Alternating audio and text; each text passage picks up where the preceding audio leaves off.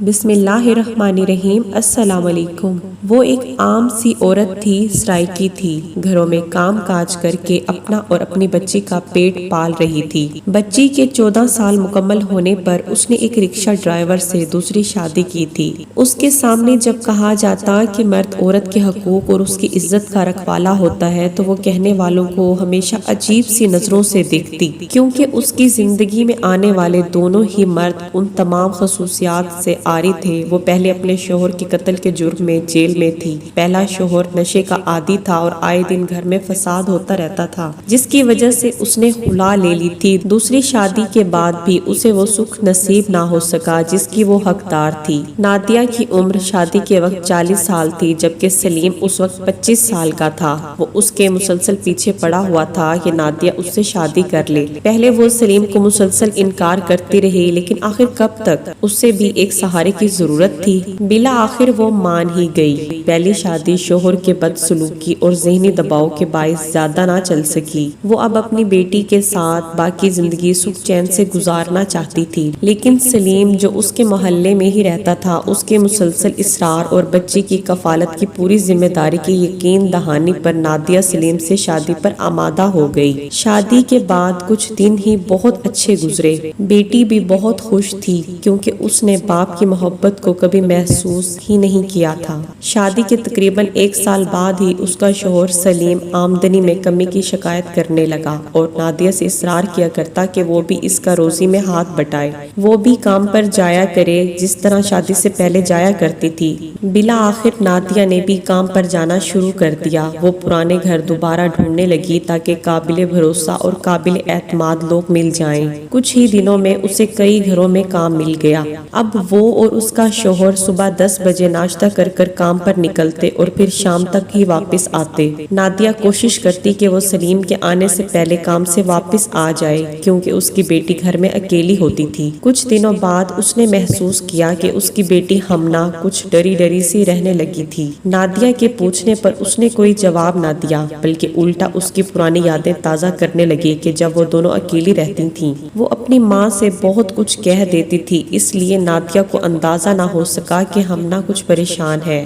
کچھ ہفتوں بعد نادیہ کے کام والے گھروں میں سے ایک گھر میں فوتگی ہو گئی۔ وہ بہاولپور کے رہنے والے تھے۔ مرحوم کی آخری خواہش کے مطابق وہ سب گھر والے میت لے کر پنجاب چلے گئے۔ نادیہ کی اب جلدی چھٹی ہونے لگی۔ پہلا دن تھا۔ وہ جب جلدی گھر پہنچی تو سلیم کو دروازے پر پایا۔ اس کے پوچھنے پر سلیم نے بتایا کہ وہ اپنا بٹوا بھول گیا تھا۔ اس کے بعد وہ گھر میں داخل ہوئی۔ اس کی بیٹی ہمنا کمرے کا دروازہ بند کیے اندر بیٹھی تھی۔ اس نے دروازہ بجایا تو ہمنا نے ڈری ہوئی آواز میں پوچھا، کون ہے؟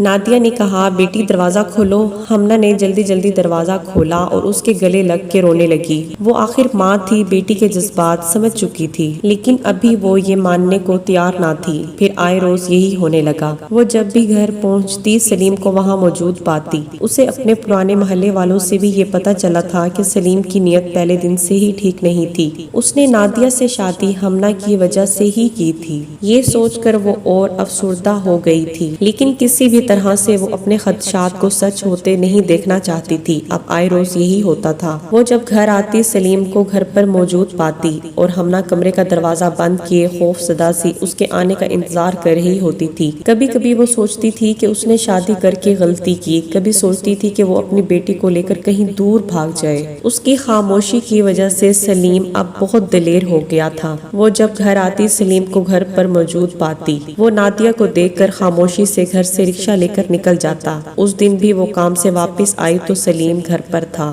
سلیم ہمنا کے ساتھ زبردستی کرنے ہی لگا تھا کہ نادیہ نے سب کچھ دیکھ لیا۔ نادیہ کی برداشت کا پیمانہ اب لبریز ہو چکا تھا۔ دونوں میں خوب لڑائی ہوئی۔ سلیم نادیہ سے کہنے لگا، اسے یہ سب برداشت کرنا پڑے گا ورنہ وہ دونوں ماں بیٹی کو مار دے گا۔ نادیہ کچھ دیر تو دیوار کے ساتھ بیٹھی روتی رہی، پھر اس نے آؤ دیکھا نہ تاؤ قریبی پڑا موٹا ڈنڈا اٹھا کے سلیم کے سر پہ اس طرح زور سے دے مارا کہ وہ وہیں بے ہوش ہو گیا۔ وہ پہلے ہی غصے سے بھری بیٹھی تھی۔ اس نے اسی ڈنڈے ڈنڈے سے مار مار کے سلیم کا بھرکس نکال دیا۔ سلیم وہی موقع پہ مر چکا تھا۔ اب لاش کو چھپانے کا مرحلہ آیا۔ وہ اتنی بھاری لاش کو کہاں چھپاتی؟ کچرے کے کسی ڈھیر پر پھینک نہیں سکتی تھی کیونکہ تمام اہل محلہ رکشہ ڈرائیور سلیم کو جانتے تھے۔ یہی سوچتے سوچتے صبح ہو گئی۔ بالآخر اسے ایک ترکیب سوجھ ہی گئی۔ اس کی بیٹی ہمنا ابھی تک کمرے کا دروازہ بند کیے اندر خوف زدہ بیٹھی تھی۔ نادیہ نے جلدی جلدی سلیم کی لاش کے ٹکڑے کرنا شروع کر دیے۔ پھر ہانڈی میں سالن بنانے لگی تاکہ خراب سالن کو کچرے کے ڈھیر پر پھینک دے اور ہڈیاں مختلف جگہوں پر ڈال دے، لیکن رات سے مردہ پڑی لاش کی بدبو نے اہل محلہ کو خبردار کر دیا تھا۔ آئے روز اس کے ہاں سے ویسے بھی لڑائی جھگڑے کی آوازیں آتی تھیں۔ اہل محلہ نے پولیس کو اطلاع دی اور نادیہ موقع واردات سے پکڑی گئی۔ اس کے پاس سے آلہ قتل اور ہانڈی میں لاش کی بوٹیوں سمیت وہ بوری بھی برآمد ہو گئی جس میں اس نے ہڈیاں رکھی تھیں۔ وہ اپنے جرم کا اقرار کر چکی تھی، وجہ بھی اس نے بتائی جو حقیقت تھی۔ جیل میں نادیہ کی ویمن ایڈ ٹرسٹ کی جانب سے کونسلنگ کی گئی۔ اس کا جرم یہ تھا کہ اس نے مجرم کو خود اپنے ہاتھوں سے موت کی سزا دی تھی، جو کہ تعزیرات پاکستان کے تحت جرم تھا۔ اس کو جرم کی سنگینی کا احساس تھا۔ اس کی بیٹی بالکل اکیلی تھی۔ ویٹ کی جانب سے ہمنا کو اس کے عزیزوں کے قریب رکھا گیا تاکہ وہ اپنے آپ کو اکیلا محسوس نہ کر سکے۔ آج کی سبق آموز ویڈیو پسند آئی ہو تو لائک، سبسکرائب، شیئر کر دیجیے۔ ملتے ہیں نیکسٹ ویڈیو میں، تب تک کے لیے اللہ حافظ۔